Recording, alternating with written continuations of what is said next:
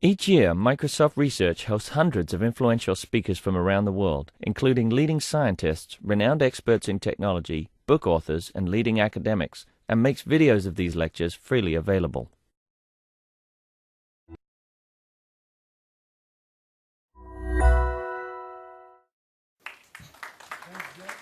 Can people hear me? Yeah, okay. Sorry, my voice hasn't gotten back yet, and hopefully be back by tomorrow or something. I wasn't going to say anything because of the voice, but I can't resist doing two things.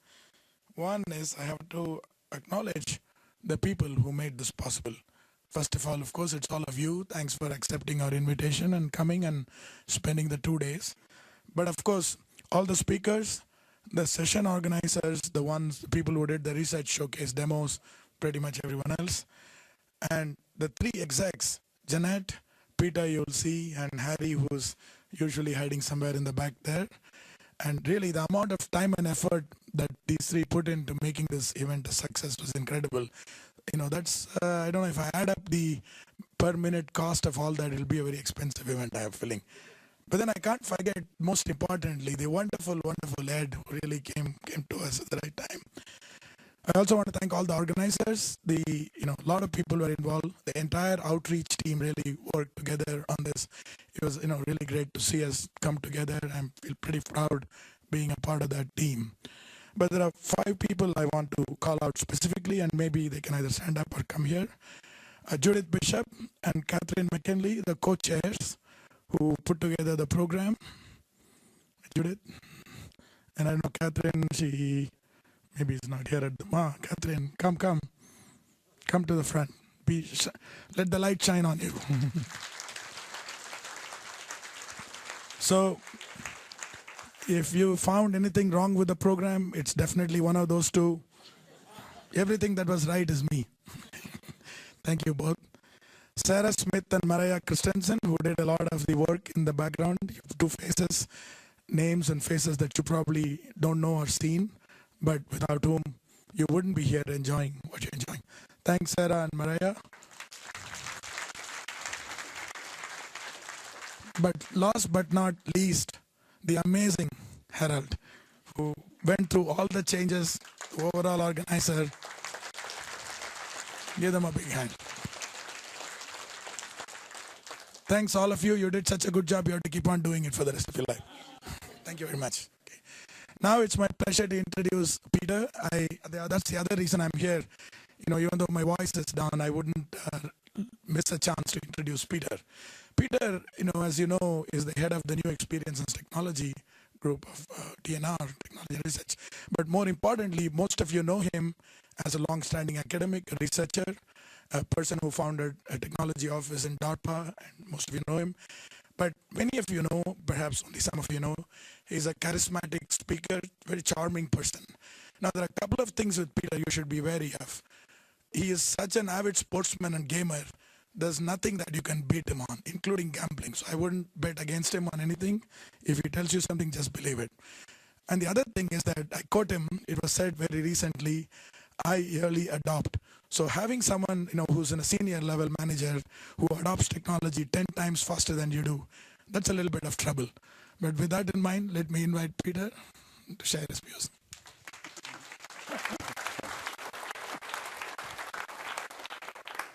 Wow, so it's really, I think that's the most unique introduction I've ever had, and certainly the sultriest. And so thank you very much.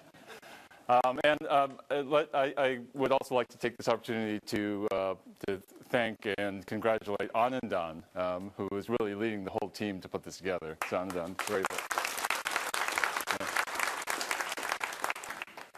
So it's been just an incredible experience, and I just want to start by thanking all of you for being here.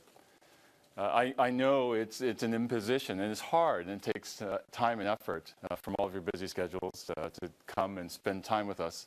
I hope it has been a good use of your time, and I hope you've enjoyed it as much as I have. We definitely don't take it for granted, and I am personally also thankful that so many of you are sticking out all the way to the end. I don't know how many keynotes from former CMU people you need to listen to. But I'm glad you're all sticking around for at least one more. So thank you. I'm very honored. As I was sort of experiencing the events of the last couple of days, it's just so inspiring. I know it sounds trite to say it, but I really mean it. The Jeanette's opening keynote yesterday, that amazing panel that Eric Horvitz had organized with just amazing sweep of discussion about the future of artificial intelligence. I just was really taken aback by really going all the way and thinking in terms of kind of large-scale evolutionary terms in learning. Just amazing. And then going throughout the day in really tackling head-on some hard issues about our community and the problems we have with diversity in our community, and just looking at the stark numbers, even more starkly than before. I was just impressed with our willingness and ability to kind of go after those things. And then today, just looking at all the demos, I felt very proud to have a chance to be a part of an organization that has a chance to show off a little bit and engage with so many of you. Most of that work was, of course, in collaboration with so many of you. And then I was just in the AR, VR, Holocene session, standing room only, and just you just get the sense that maybe there's the possibility that something big is about to change in how we interact with and immerse ourselves with the virtual and with computing. Just really incredible. And as I reflect on all of that, and over the last year or so, interacting with so many of you in hallway conversations, or as you've visited us, or I've visited your labs and universities, or at conferences and workshops, or various government committee meetings and so on. As I just reflect on that, I'm just left really almost awestruck at what a vibrant community we're all a part of. And it's something that is, I think, just so precious for us. Together, as a community, we just are advancing human knowledge and doing it in ways that actually add meaning and help people's lives. And together, we're engaged in research that, on the one hand, has tremendous practical and even commercial value. Just the overheated venture capital market, again, here, not only here, but in China, other parts of the world, in Europe. And at the same time, that research is sometimes just achingly beautiful. And just in itself, just in that beauty, seems to just add meaning to our lives and to the meaning of our society and what we're all about as a species. It's just an amazing thing. And then together as a community, there's just, out in hallways, one thing I noticed yesterday is, wow, there's a lot of laughing going on. We have a heck of a lot of fun. And it's just an amazing thing. And so it's just so precious. And I am left thinking that we are really in a golden era right now. Now, as I was working on the tire tracks, one thing that leaps out at you is you look back at all the amazing stuff that happened in the 1960s, the emergence of VLSI design, birth of microprocessors, all of the early work on compilers and programming languages, and so many other things, the birth of the ARPANET. And you look at that and think, wow, what a golden era for computing research. But when you look at it now, at least for me, I'm just thinking we are in a new golden era now. And it's just really an amazing thing. I couldn't be happier and couldn't feel luckier that all of us together, that we are a part of this kind of community. And so time will tell if that's really the case. But I think undoubtedly we should all feel very good about what we're doing. And just revel in the time that we have. And just go for the gusto. I think Harry Shum, in his fireside chat with Ed Lazowski yesterday, was just trying to say that. Now is the time to really go for it. And so, that's I think the first thing I wanted to say. Now, of course, what I want to actually talk about today isn't just to congratulate ourselves and pat ourselves on the back, although I think that's a good thing generally to do. I instead wanted to address a topic which is sort of alluded to by the title of this talk. And this has to do with the possibility that there's some fundamental changes to our field, to our research, and maybe even fundamental changes going on in our society that have to do with the very nature of research and how our society, by which I mean our government, the public, and universities and all of our other great institutions in our society, how they view and tolerate the expense of what we do as researchers. And I took the title here as a ripoff of an op-ed that appeared in the Washington Post a couple of months ago by the MIT president, which was entitled "A Better Way to Deliver Innovation," which I thought was a remarkably bold title. It's always just, you're setting yourself up for failure if you're going to declare that you have a better way to deliver innovation. It's such an important topic, but such a hard one.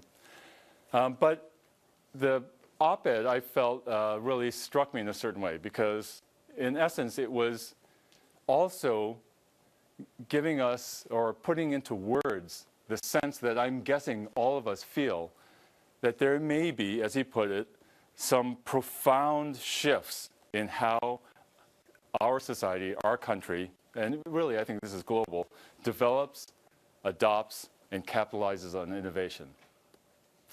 And this op-ed goes on to say that as you look at the different mechanisms that we have for doing this, for capitalizing and developing and adopting innovation, that there are shortcomings. We don't quite see the answers. If we look at our venture capital system, Raphael Reif writes, venture capital is simply not structured, at least the current system of venture capital, to support complex, slower-growing concepts that could end up being hugely significant. And then he goes on to say it might be unrealistic to expect big corporations, I of course read that as Microsoft, to patiently invest in technologies designed to impatiently disrupt them. Man, that just hit me right between the eyes. Because we have a lot of investments in Microsoft research that, if I'm really honest with myself, are designed explicitly to try to disrupt Microsoft, as well as the other players. But this is what we try to do, and there's real questions being asked about this. And of course, this also extends to the government. And Reif opines that our government cannot effectively supply the large-scale long-term funding needed for new companies and products. All of this, of course, pertains to innovation, but it really speaks to our community of researchers. Because hidden behind all of these words is the implicit assumption that the innovation starts with research. And that puts pressure on us as a research community.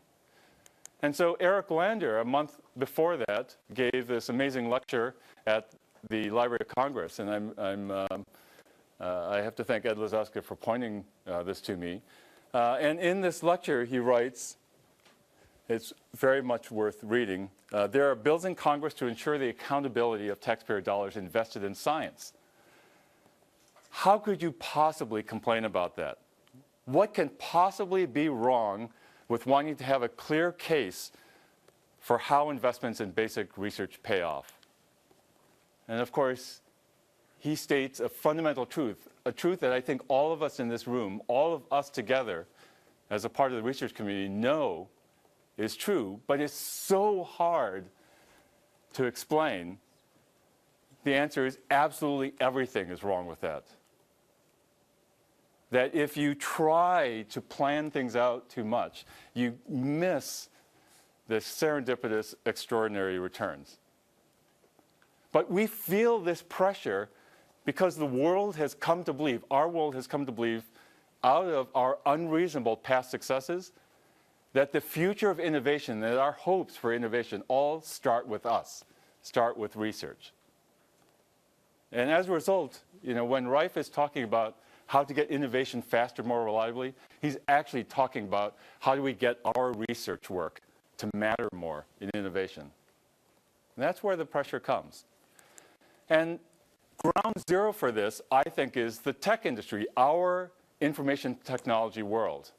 Of course, everything else matters too, but nowhere today is it mattering more than information technology. And every company in our tech industry is feeling this. And so I do want to talk specifically about the reaction to this within Microsoft and Microsoft Research. But let me just zoom out a little bit. I was starting at the national level. Let me just zoom in, not quite to Microsoft Research, and zoom in just to the tech industry. And as I look around at let me just use the term innovation departments at all of our competitor companies, they're all feeling pressure.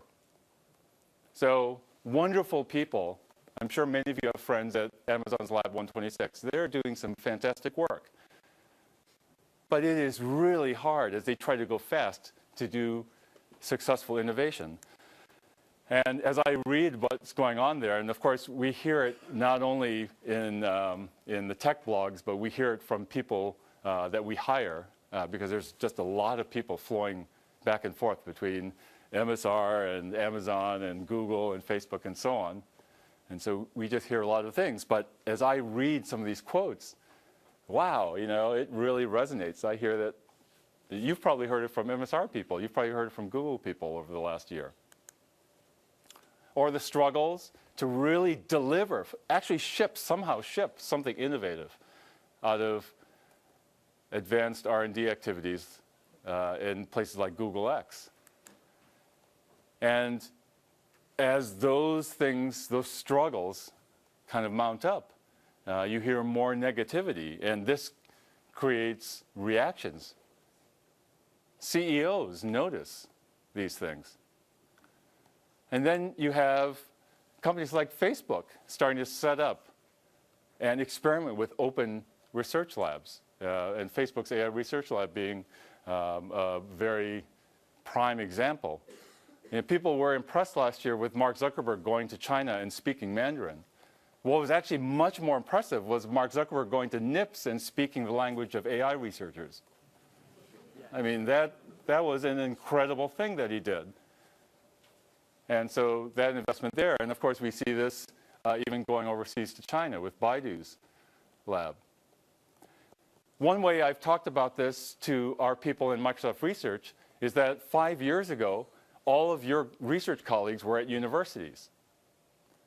Today, it is just as likely for your research colleagues to be at Google, or at Facebook, or at Amazon, or at eBay, you name it.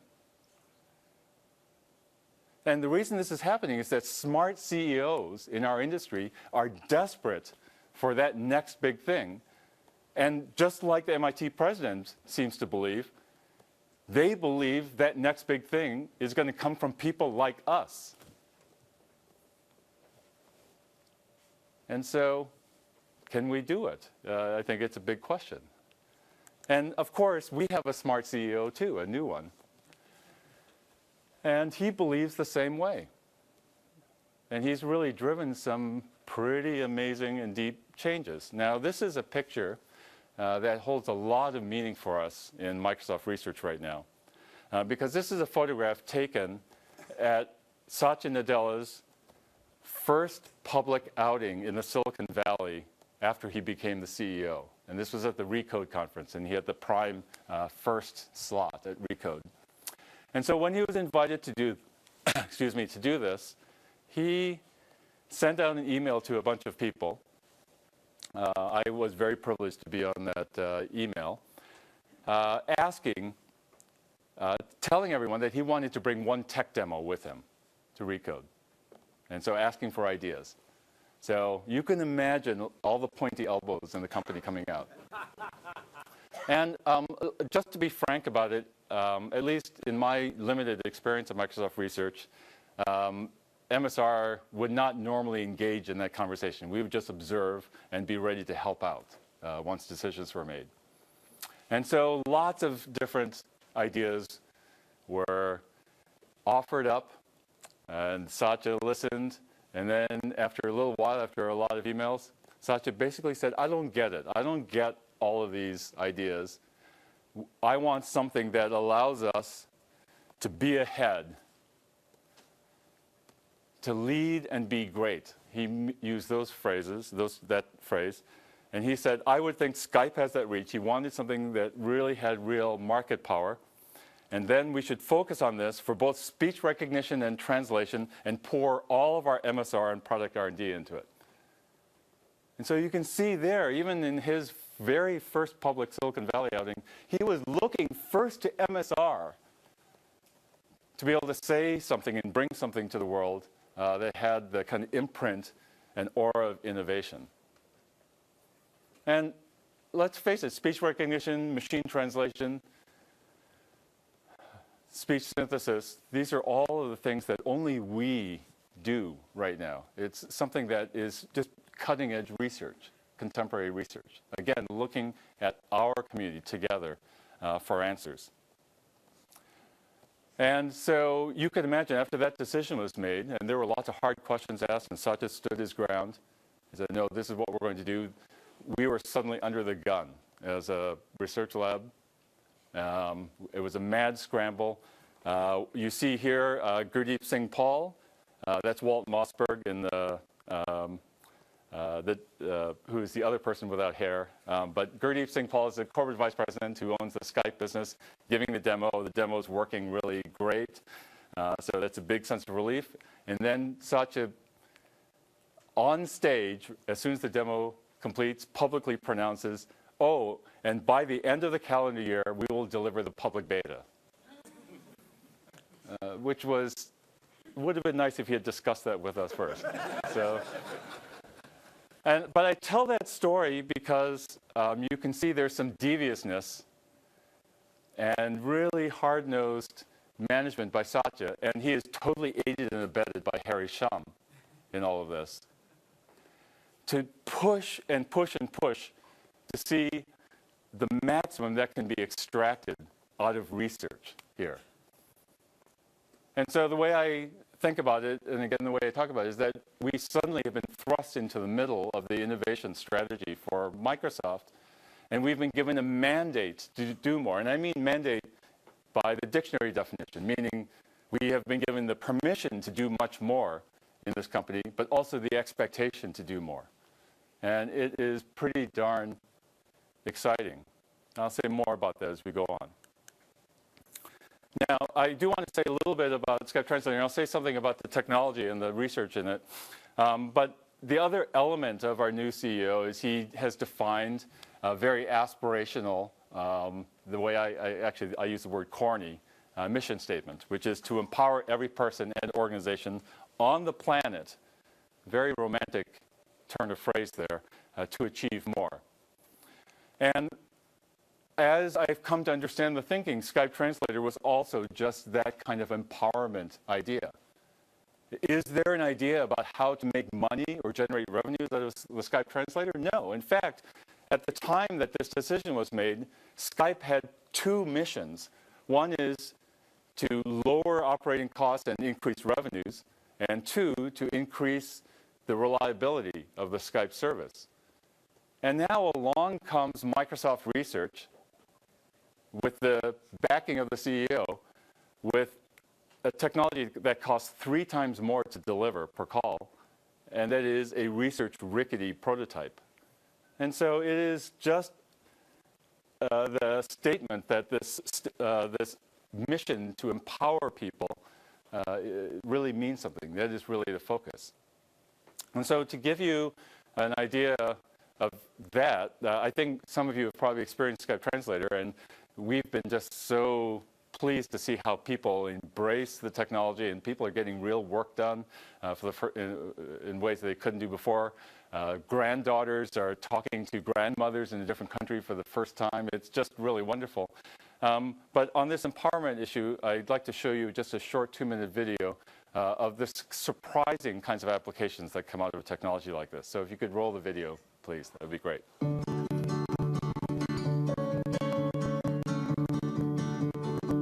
When I was 13 years old, I lost my hearing when I got the mumps.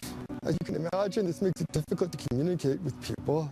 When I met my future wife, she was able to communicate with me only by spelling out letters on my hand. A month later, we met again, and I found out that she had taught herself the alphabet. This was a successful strategy because we've been married now for 19 years. Last fall, Ted had come to my office to tell me about an idea that he had for adapting Skype Translator to a scenario that would actually be useful to him. Ted, being deaf, can't make calls over Skype, but with Skype Translator, because it produces transcripts, he could actually read the response back from someone. So we sat down and talked about it for a little bit, and there were some pieces missing in Skype Translator, so we needed to actually do something to make it more appropriate for that scenario.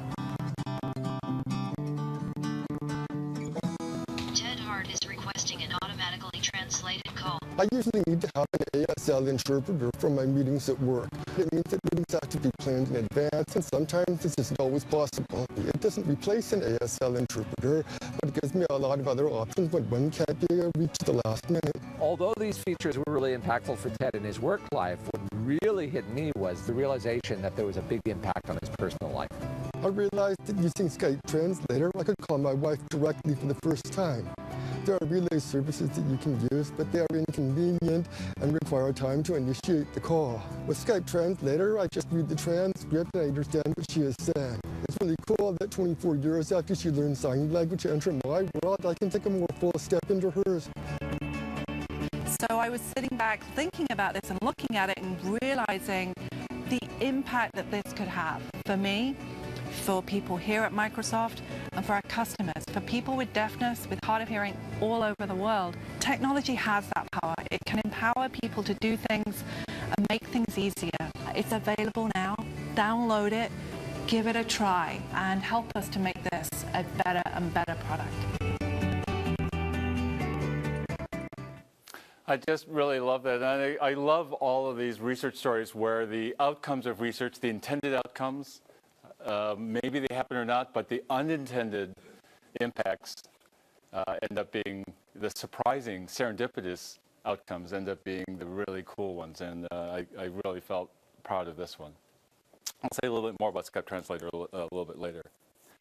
So, getting back to the beginning, there's just this incredible hunger for innovation, just incredible thirst to more reliably come up with the next big drivers of value, the next big drivers of impact on people's lives, the next big drivers of expanding people's imaginations of what's possible in this world.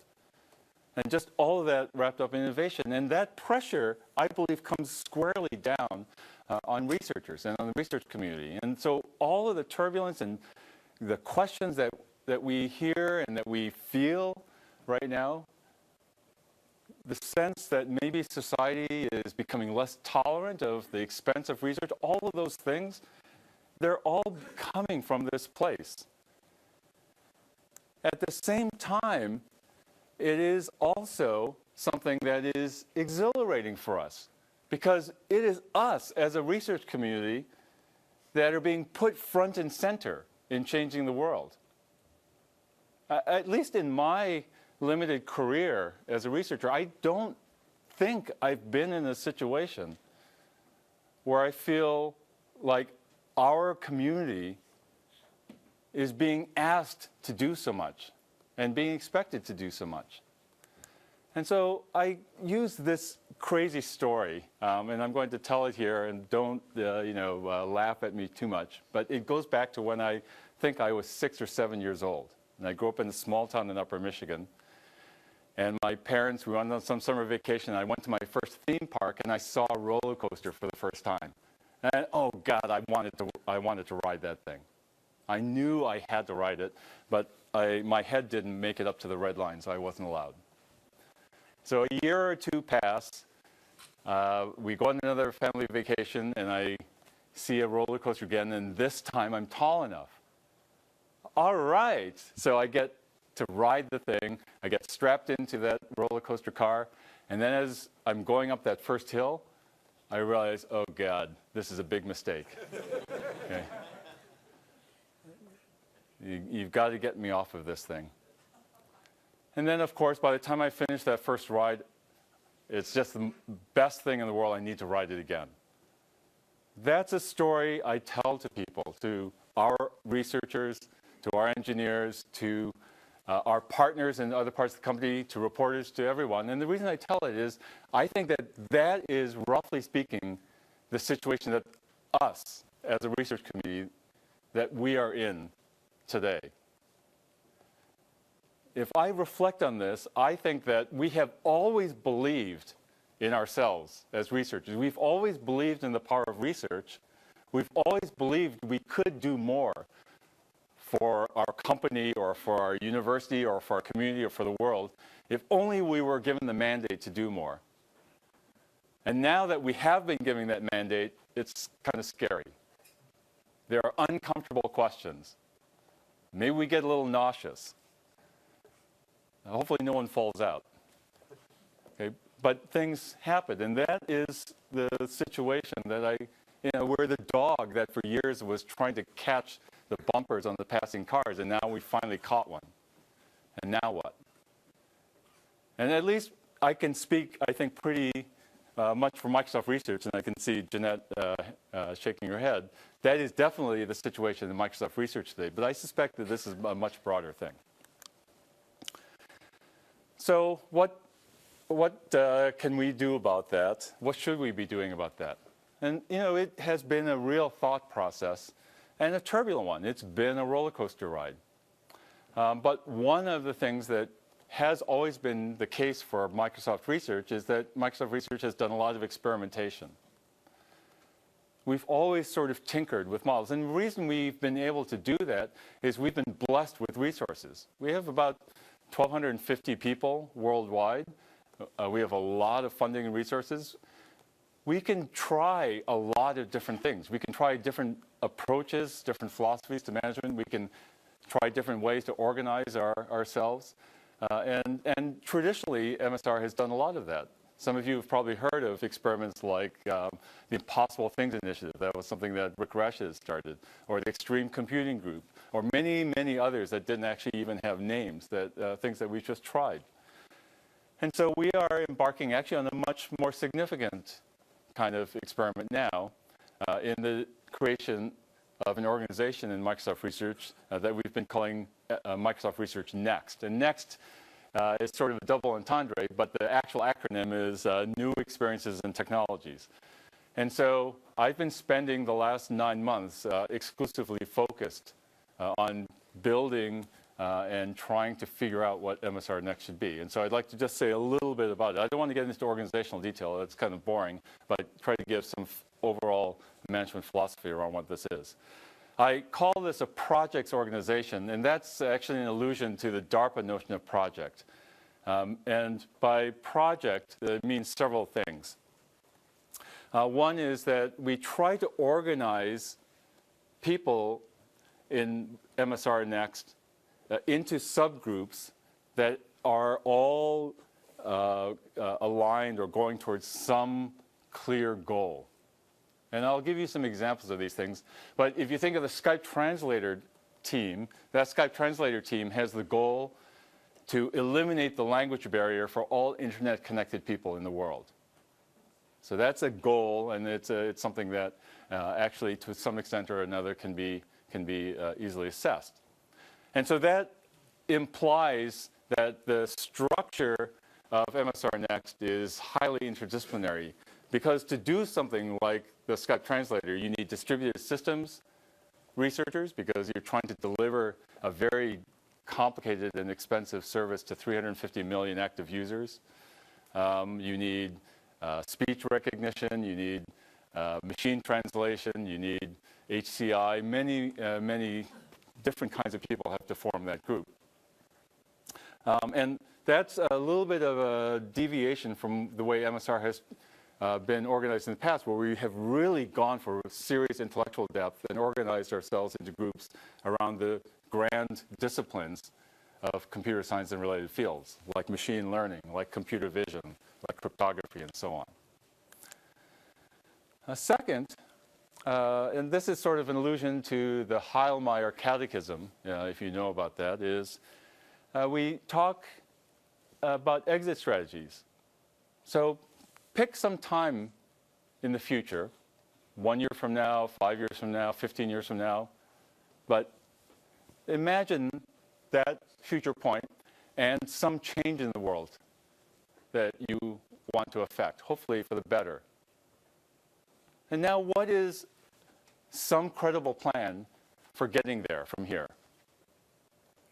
And of course, it's research, so we know that everything changes day to day. You get smarter and plans change every day, but we try to have always in our project teams a thought of what we want the world to be like at what time, and some notion of how we think we can get there, even if that has to be revised on a near daily basis.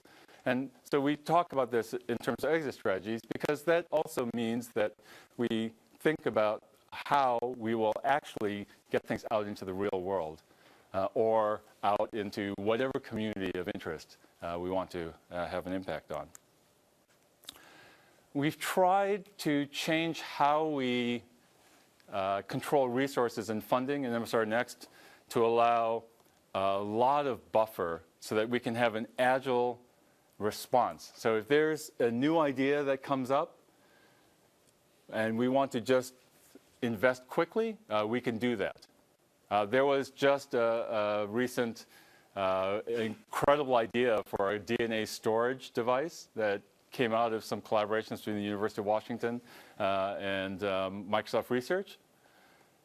And so what we want to be able to do when we see exciting things like that is if we can really understand and push on the accessible goals and the clear exit strategies, that we can very quickly, like within a few days, provide the resources and the people to really get started. This really comes from Harry Shum and from Satya Nadella, but we've tried to instill an end-to-end mandate to give our project teams the right to take things all the way to the end. And in some of the MSR Next projects that involve actual setting up businesses, to actually act like startups and find ways to actually deliver all the way to paying customers if necessary. Now, most of our research projects aren't like that, but all of them actually have now the ability to own things and deliver them all the way to the end. And then finally, a big thing has to do with culture. There's a phrase that we've been using that we want to celebrate innovation and reward great execution on our research work, but we want to worship impact. And that is just sort of a credo to try to instill this idea that what we're trying to do is actually bring what we can do out into the world. And so this is not that far off from what MSR has always been. MSR has always done things like this in the past, but we are now just trying to be a little bit more focused, or at least for my part of MSR, be a little bit more focused and organized and intentional about it. Now, I want to tell you a little bit about just to give you several examples, to give you an idea of the kinds of things that have started. It's only been 9 months, so it's still early, but I think I can give a few examples to give you an idea. And as I do this, one thing I want to say is that the way we got started with MSR Next is basically Jeanette, Harry, and I kind of sat down and we sort of tried to find people who might be genetically predisposed to this next model and move them under me. People who might have less comfort, although people always evolve, would not have to be a part of MSR Next. And then, of course, we've been hiring a lot. And that hiring has been quite a lot of work. I think we've hired well over 100 new people since last winter. And so it's a work in progress. And so I think the point of this image is to say that there's a little bit of a sense of changing the engines on the airplane while it's still in flight. And so as I describe things, some things are more aspirational than real, but I'll try to be as grounded as possible. And the examples I'm choosing are also examples of projects that had their origins outside of MSR. And the reason to do that is just to try to emphasize the things that maybe can be pushed and brought in from other parts of the company into the MSR model. Okay, so I talked a little bit about the Skype translator. And of course, there was this sort of surprising push from the very top. And we've been really, it's just been a huge amount of work, but wow, really just so much fun. The challenges have been just incredible. I mean, just the scaling challenges alone have been really tremendous. And we've just barely scratched the surface. We've been very cautious. We had a very cautious preview program that was very limited. And the only client application that has this functionality is the modern or Metro app for Windows, which has a very small user base right now. And so we've been very cautious about the scaling, but that will be changing over the next few weeks and months. But we are now on the road to just developing and releasing more and more languages and studying very carefully for some of our preview partners what people do. One of the interesting things about Skype Translator in our experience is we've been learning a lot about what I call intimate conversation. And what do I mean by that? Well, all of our speech and machine translation models, for the most part, were trained on transcripts of lectures and of speeches, trained on on business transactions, like you trying to talk to a hotel clerk who speaks a different language, you talking to a waiter or waitress, you talking to a taxi driver. So I call those all either formal conversations or business conversations between strangers. But when people are using Skype, they aren't strangers. It's that granddaughter talking to a grandmother. It's two coworkers who work for the same company and they're trying to get work done. There's a different vocabulary and a different kind of sense.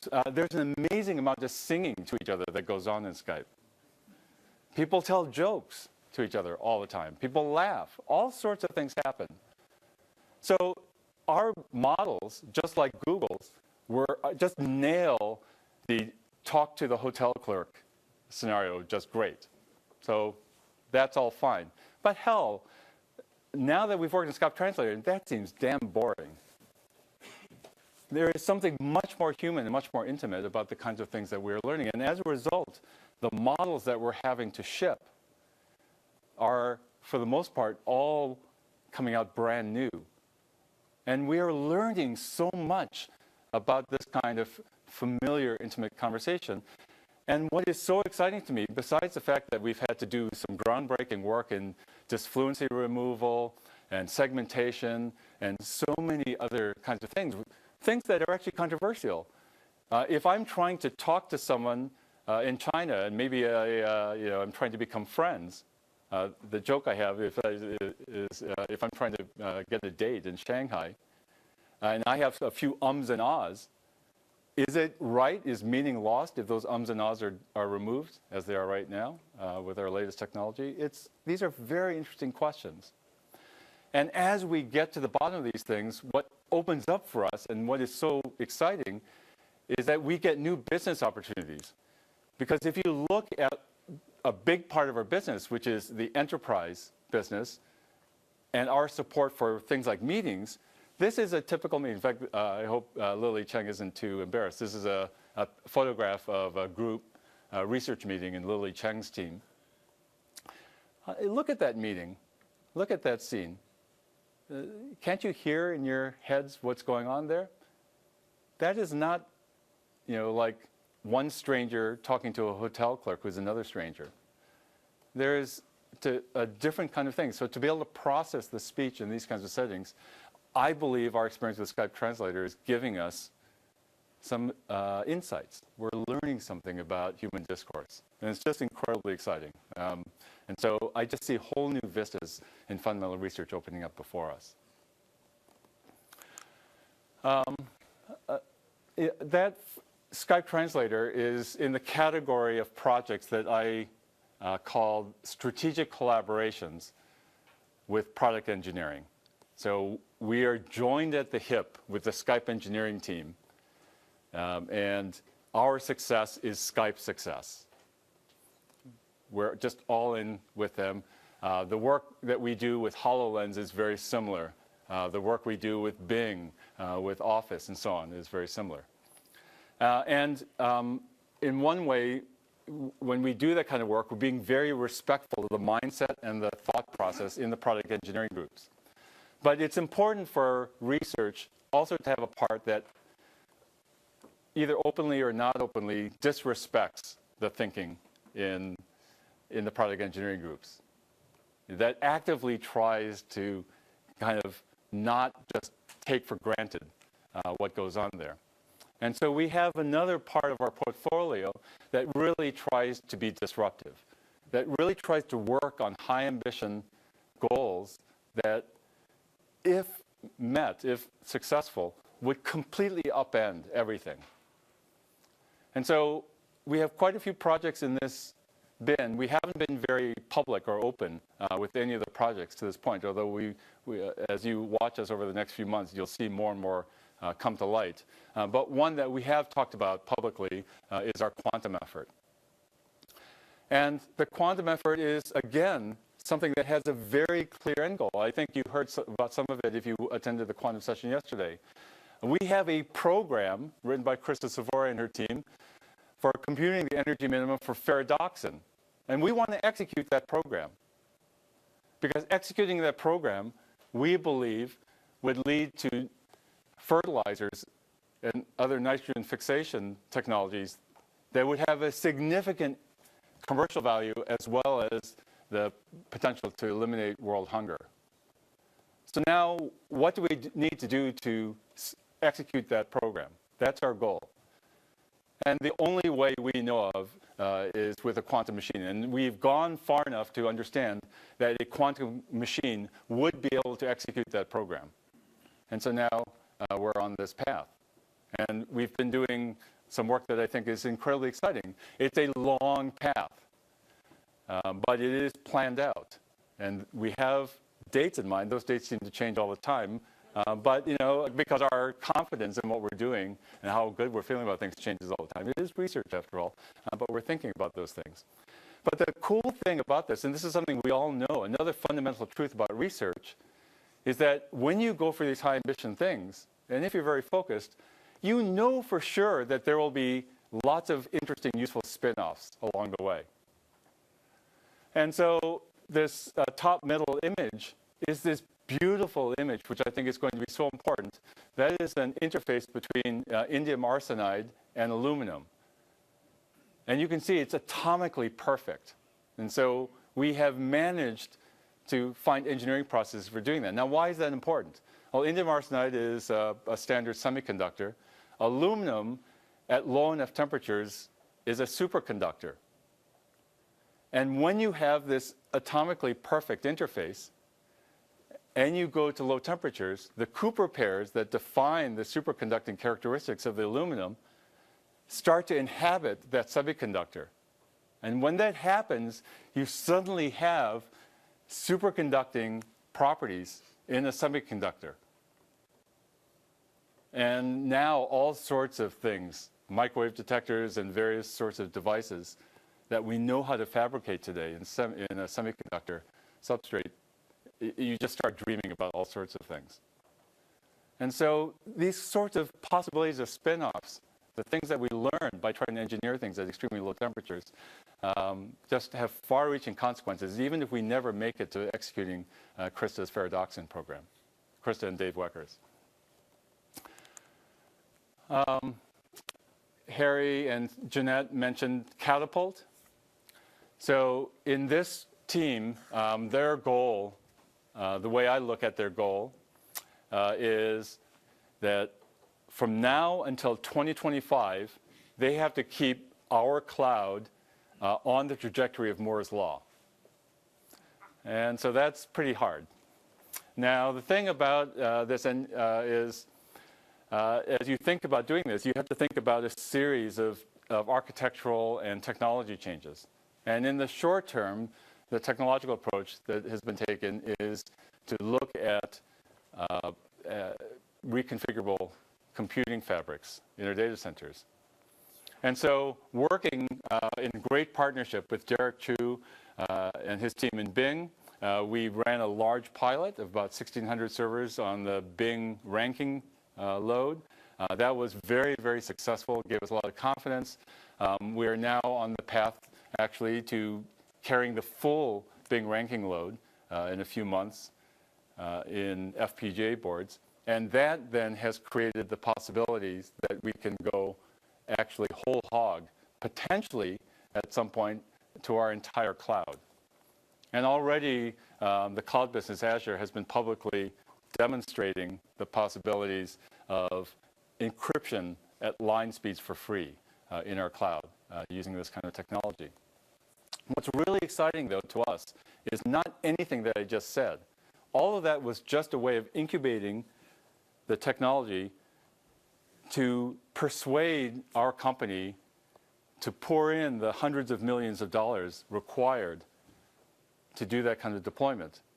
But when we look at this, what we dream about is looking at the global network that was built for our data centers and overlaying on that global network a whole new kind of gigantic distributed computer based entirely on reconfigurable logic. And now what do you think we might be able to do with that? And all sorts of great dreams happen there. And so this is a third category of projects that we've been trying to fund that I refer to as incubations. They're research ideas that, and we've managed to prototype them, we've managed to test them, but now they're ready to kind of go much bigger, and at that scale, maybe give us new research possibilities. And as you look at those things, there's so many other things that all have that kind of flavor. They have some clear goal, and some time frame that gives us an idea of what kind of change we want to make in the world, a plan for getting there, a credible plan for getting the things out in the world, and then giving us some freedom to play around those things by putting enough resources around. And so this is an experiment. Will it work out? I'm not sure. But we're pretty darn excited so far, even in this early going. So I do want to take some questions, but before I do that, let me just close with a final thought. We are just incredibly excited. And just the kind of impetus and the mandate from Harry Shum and from Satya Nadella, just being a part of Microsoft Research and the great collaborations, interactions with not only the labs and Jeanette's whole organization, but XD Huang's Intelligence Services Group and Yuting Kuo's group have just all been fantastic. But I don't want to lie either. This has been an incredibly turbulent year. It really has been a roller coaster ride. And as I think about all of the things that we've gone through this past year, I reflect on it, and I just am incredibly proud now to be a part of a company that is willing to take the kinds of risks that it's taking right now. A company that really seems to get it and believe in what research can possibly do if only given that mandate. So this roller coaster metaphor, is it a metaphor or allegory? Allegory is actually very real, I think, for all of us. And as we think about how this future will play out for us, I'm hoping that as a research community, we can actually prove that all of the assumptions that people seem to have, that innovation is driven by research, people don't oftentimes say it, but it's actually implicit in what everyone is saying. It's implicit in the kinds of doubts and in the questions that people are asking about the cost of research. It's implicit when people are asking about the ROI and wanting to understand it. We now are in the position with this mandate to prove that that is all true and correct. And so I don't see any way, as Harry put it yesterday, that we can do it without all of us working together. I'm pretty excited, pretty confident, and really looking forward to seeing how this plays out. So thank you very much for listening. I wanted to leave a little bit of time, so I think we have 5 or 10 minutes for questions. So I'm happy to take any questions if there are any. Yes. I mean, you talked a lot about, you quoted people in the beginning who were really talking more about academics, about worries about fuzzy academics. And then you spent the rest of your time talking about industrial research. So how do you see the academic role? Yeah, so the question was, I started early on with the quotes that were really looking at academic research, and then moved to industrial research. And now, can I bring it back to academic research? You know, I think that the fundamental questions that are being asked in academia and in industry for industrial research and academic research are, in my view now, and I think I have some perspective because I've been in both places. I think they're fundamentally the same. I think the urgency in computing research in industry is extremely high right now. Because right now, the tech industry writ large doesn't know what the next big driver of commercial value will be. You know, if the Apple Watch takes off and if suddenly every person in the first world starts spending $600 for a wearable computer, we'll all be happy for a few more years. But barring that, it's not clear what the next big drivers are going to be. So there's a desperation and urgency. And so that's why you see our CEO and the other CEOs really starting to look with some desperation at their industrial research or innovation departments for answers. But if you take that urgency away, I don't see any difference. It feels the same to me. When I was at DARPA, I visited about 30 universities and labs during my time at DARPA, 31, I think. And you know, you could just feel all of the great stuff going on, but also the kind of worries and anxieties people had about funding. And those worries were deeper than where is the next grant going to come from. The worries were kind of, there's an undercurrent of just concern about, wow, is society going to continue to understand basic research and its value and to tolerate the expense of it? So the urgency might be a little bit different, but I think we're all in this together.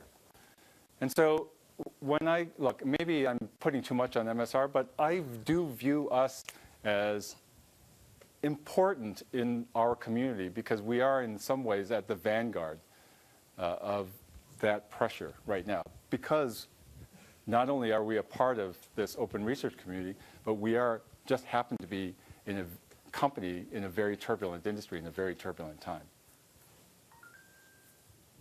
I'm probably, by the way, you know, I'm probably being overly dramatic about things, so you can take what I do and tone it down by a few notches, but I think I'm saying something relatively true.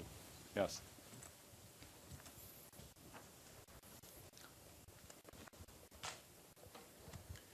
Question for you, or possibly for any of the other executives who are there. You talked a lot in sort of generalities about how we should manage research and innovation and whatnot. What does MSR not have? What are you planning on doing going forward? Where are you planning on growing? And are there limits to what you think MSR can accomplish? Oh, yeah. So there certainly are limits. Let's see. So there are, I guess, two senses of the question. One is kind of research directions, so what does our portfolio balance look like in terms of technical or research directions? Another way to look at it is what sorts of modalities or management philosophies might we try to adopt? And so there are interesting answers to both questions. You know, when we look at areas where Jeanette and Harry and I kind of think about, wow, are we missing the boat on some things? Topics that come up often are things like, Jeanette brings up neuroscience a lot. As we've gotten to see the importance of tangible devices and so on, there are more and more questions about materials, various aspects of materials and material science. Yesterday, robotics came up, particularly the kind of physical actuation and mechatronics there. There's very interesting questions about this whole cyber-physical systems or IoT space. So there are many, many directions, and we fret about these things all the time. In terms of other innovation strategies, we're trying to be as creative and open-minded about things as possible. One thing that happens at most of your universities that's hard for us, but we're looking at ways to do it, is most professors, if they have great ideas, or graduate students, they can go take a leave of absence for a year or two, spin off and try something, and with the comfort that they can come back. And so that is something that is much, much more difficult at Microsoft Research. And so we're thinking about things like that because it's important not only to maximize the potential for impact of the research that we do, but also to sort of inject that kind of entrepreneurial thinking in the culture of MSR. And so there are different thoughts like that. And so as we're sort of just having our hallway discussions, having our formal meetings, reviews, and so on. Right now, we've just ended one fiscal year and starting a new one. It's a kind of a prime time that we think about these things. So ultimately, as big as we are, we do have limits. And so we're always feeling like we're hitting those limits. And so we have to make choices.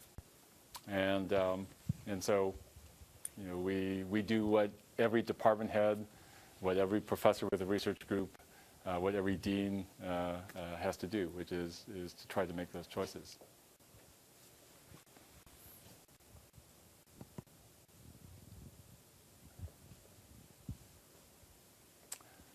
So unless there are any other questions.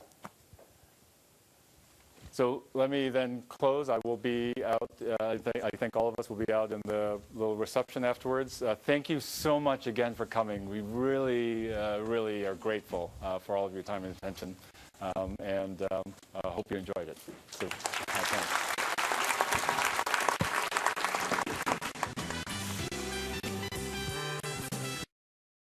Each year, Microsoft Research hosts hundreds of influential speakers from around the world, including leading scientists, renowned experts in technology, book authors, and leading academics, and makes videos of these lectures freely available.